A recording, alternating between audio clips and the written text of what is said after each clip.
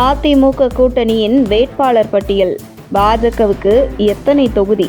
வெளியான ரகசிய தகவல். தேர்தலுக்கு நாட்கள் நெருங்கிக் கொண்டிருக்க கூட்டணி கட்சிகளுக்கான தொகுதி பங்கீடு, வேட்பாளர்களை இறுதி செய்வது குறித்து தீவிரம் காட்டி வருகிறது அதிமுக மற்றும் அதன் கூட்டணி கட்சிகள்.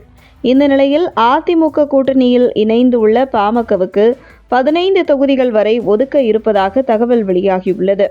குறிப்பாக வட மாவட்டம் மற்றும் சென்னை போன்ற பகுதிகளிலேயே பாமகவுக்கு சீட் ஒதுக்கப்பட இருக்கிறது.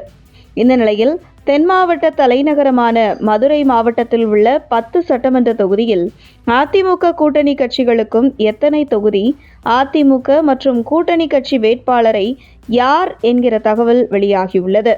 மதுரையில் உள்ள 10 சட்டசபை தொகுதியில் பாஜகவுக்கு ஒரு தொகுதி, தென்னிந்திய ஃபார்வர்ட் பிளாக் கட்சிக்கு ஒரு தொகுதி. மேலும் தொடர்ந்து டிடிவி தினகரன் உடன் பாஜக பேசி வரும் நிலையில் டிடிவி தினகரன் கூட்டணிக்குள் வருவதற்கு அதிக வாய்ப்பு உள்ளதால் அவருடைய அமமுக கட்சிக்கு ஒரு தொகுதி என கூட்டணி கட்சிக்கு மொத்தம் 3 தொகுதிகளும், அதிமுக 7 தொகுதிகளிலும் மதுரையில் உள்ள 10 சட்டமன்ற தொகுதியில் போட்டியிட இருப்பதாக தகவல் வெளியாகியுள்ளது.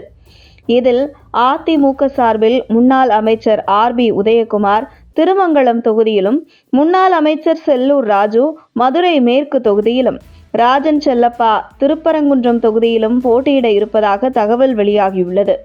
அடுத்ததாக மதுரை உசிலம்பட்டி தொகுதியில் முன்னாள் அதிமுக உசிலம்பட்டி சட்டமன்ற உறுப்பினர் மகேந்திரனுக்கு அதிமுக சீட் வழங்க இருப்பதாக தகவல் வெளியாகியிருக்கிறது. இதில் மகேந்திரன் உசிலம்பட்டி தொகுதியில் தனக்கென தனி செல்வாக்கு படைத்த நபராக இருந்து வருகிறது.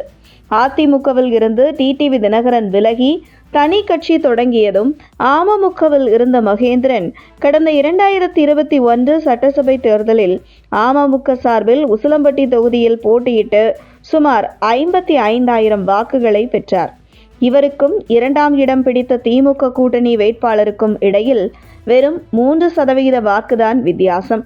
மேலும் இது மகேந்திரன் தனி செல்வாக்குக்காகவே பெற்ற வாக்கு என்று சொல்லும் அளவுக்கு உசிலம்பட்டி தொகுதியில் செல்வாக்கு மிக்கவராக திகழ்ந்து வரும் மகேந்திரன் கடந்த நாடாளுமன்ற தேர்தலுக்கு முன்பு எடப்பாடி பழனிசாமி தலைமையை ஏற்று மீண்டும் அதிமுகவில் தன்னை இணைத்து கொண்டது குறிப்பாக உசிலம்பட்டி தொகுதியில் அதிமுகவுக்கு கூடுதல் பலமாக உள்ளது.